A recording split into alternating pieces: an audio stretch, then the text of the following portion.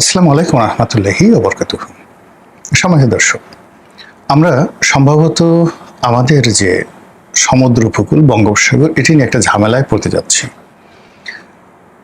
বঙ্গোপসাগরের সঙ্গে ভারত মহাসাগরে যে সংযোগ রয়েছে, সেই সংযোগ স্থলে পৃথিবীর বড় বড় যে পরাশক্তিগুলো রয়েছে সেটা যার যার অবস্থান তারা ভারত মহাসাগরে করে রেখেছে।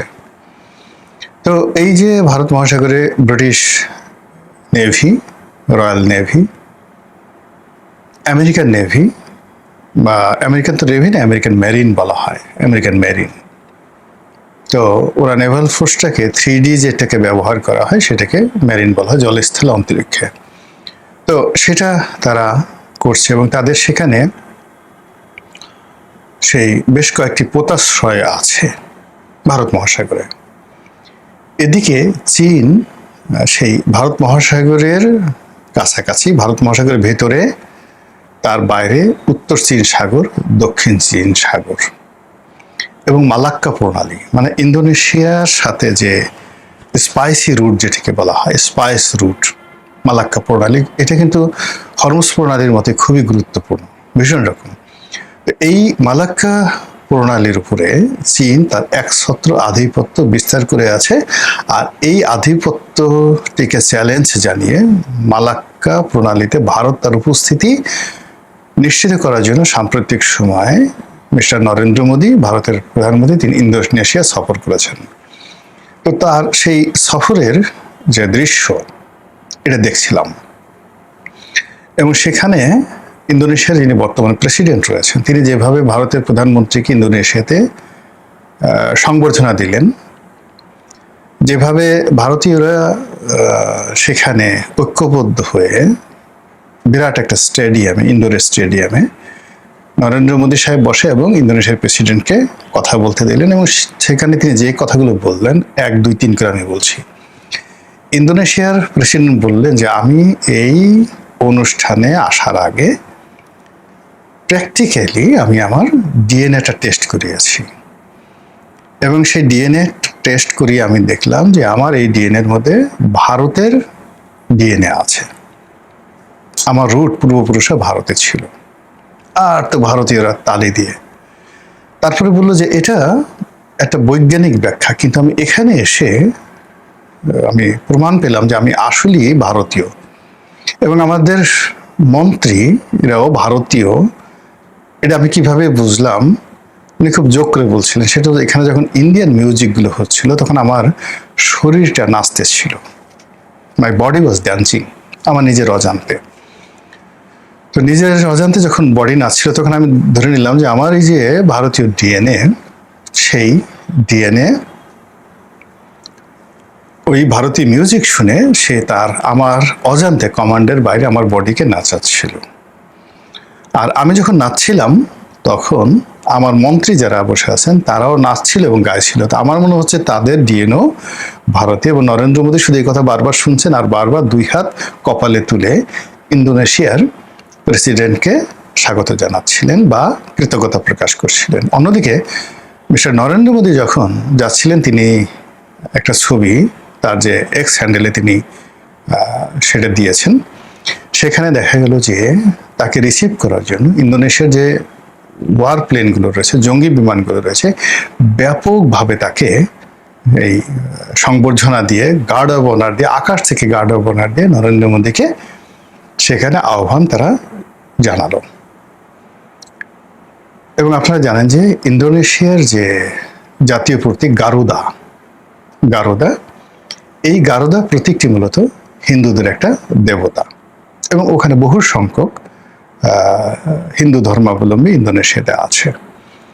তো এখন এই যে নরেন্দ্র মোদীর যে ইন্দোনেশিয়া সফর এবং এখানে যেভাবে ইন্দোনেশিয়া বিশ্বের বৃহত্তম মুসলিম দেশ এবং ইন্দোনেশিয়া বললো যে আমরা, প্রেসিডেন্ট বললেন যে ভারত এবং ইন্দোনেশিয়া দেশ শুধুমাত্র বৃহত্তম, একে তো তারা বৃহত্তম মুসলিম দেশ আর গণতান্ত্রিক দেশ হিসেবে মানে 4র্থ বৃহত্তম দেশ, 4th লার্জেস্ট কান্ট্রি, আর বিশ্বের 1 নম্বর গণতান্ত্রিক দেশ হলো ভারত।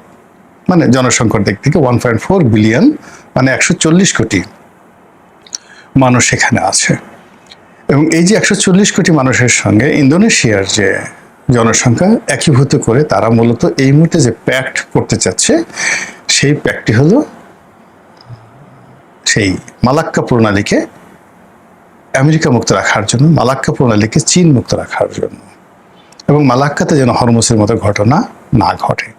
ফলে আপনি দেখুন প্রতিটি রাষ্ট্রই কিন্তু যার যার সেই সমুদ্রপথ, পোতাশ্রয় এগুলো সামাল দেওয়ার জন্য কাজ করছে। আর অন্যদিকে আমরা বে অফ বেঙ্গল মানে বঙ্গোপসাগর নিয়ে আমাদের মস্তিষ্কে কিছু ঢুকছে না।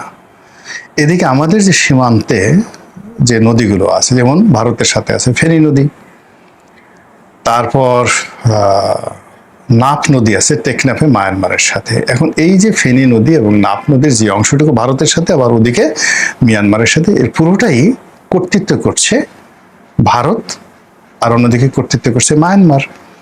আমাদের নেভাল ফোর্স আছে, সবকিছু আছে, আমরা মাঝে মধ্যে সেখানে টহল দিচ্ছি, কিন্তু ওরা আমাদের জেলেদেরকে ধরে নিয়ে যাচ্ছে, লোকজনকে ধরে নিয়ে যাচ্ছে এবং একটা যুদ্ধাবস্থা তারা চালাচ্ছে, কিন্তু আমরা কিছুই করতে পারছি না। তো যেখানে দুটো নদীকে ঠিক করতে পারছি না, সেখানে বঙ্গোপসাগর নিয়ে তো কল্পনাই করা যায় না। এখন বঙ্গোপসাগরে পাকিস্তান এখানে সাবমেরিন পাঠাবে,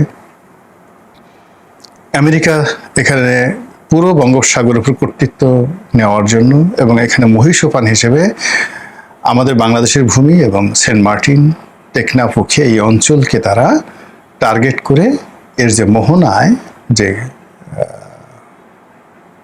আপনার মায়ানমারের যে অংশটুকু রয়েছে রাখাইন রাজ্য, সেটাকে টার্গেট করে আমেরিকা সর্বশক্তি নিয়োগ করছে এই বে অফ বেঙ্গল কেন্দ্রিক।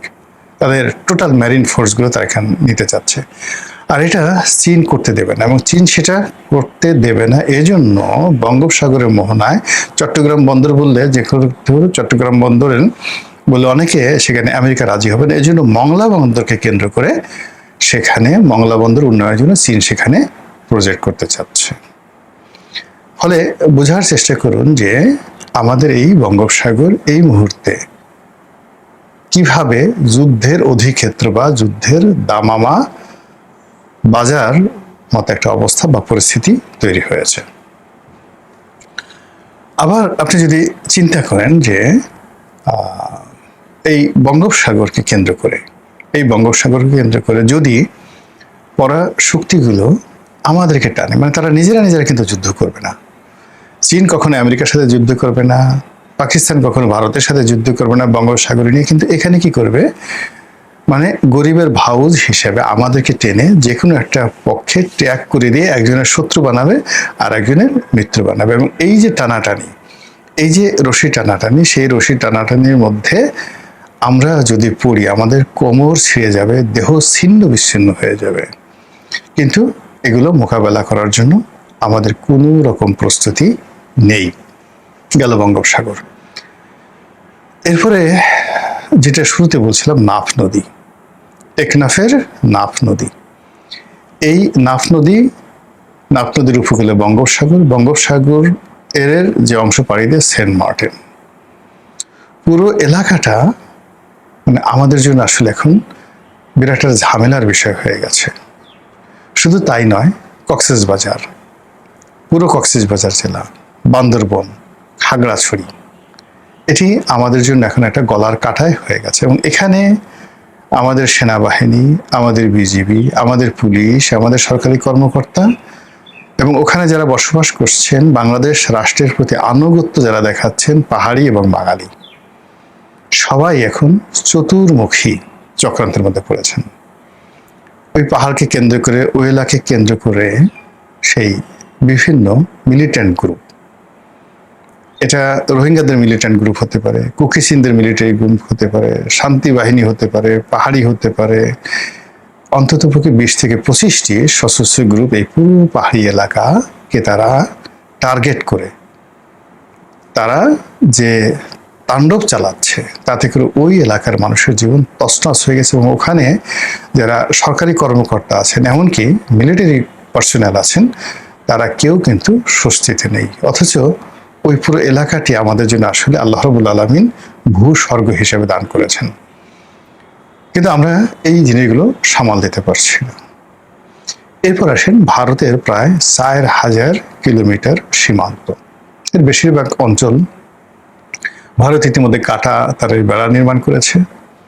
আর যে সকল অঞ্চল 300 বা 400 কিলোমিটারের মতো জায়গা এখনো কাটা তারের বেড়া তৈরি হয়নি, কিন্তু এই এলাকা দিয়ে প্রতি মুহূর্তে ভারত বাংলাদেশে পুশিং করার জন্য যে চাপের মধ্যে রেখেছে আমাদের নেভিকে, আমাদের বিজিবিকে, পুলিশকে এবং সীমান্তে বসবাসকারী সাধারণ জনগণকে। একদিন দেখলাম যে মুষলধারে বৃষ্টি হচ্ছে, তো সেই বৃষ্টির মধ্যে মানে বুক পরিমাণ পানি, সেই পানির মধ্যে অস্ত্র নিয়ে বিজিবির যারা লোকজন তারা সীমান্ত পাহারা দিচ্ছে।